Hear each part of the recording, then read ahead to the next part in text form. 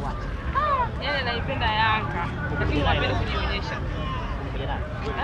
Hapana, kaenda kazini. Ikitokea kama hivi sasa nyote mnarudi mna furaha ya ushindi, hapo ndani inakuaje? Kwanza lazima tukanunue kuku mzima. Tule tuenjoy. Maisha mengine yaendelee.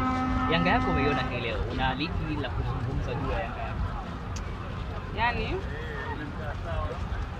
kweli namuomba Mungu tuendelee kupambana, wachezaji wetu waendelee kupambana. Tunapozidi kucheza goli mbili tumeshazoea zile 5, 6, lakini goli mbili wanasema kama mbili chache pale chapati za Tanga Matorora zilikuwa mzito uone kama hivi. Namwachie Mungu ndiye anayejua timu yangu, lakini mimi naiombea timu yangu iendelee kupambana zaidi, yani zaidi na zaidi. Na kocha wetu tumuombee, tuseme sijui kocha sijui nini, hapana.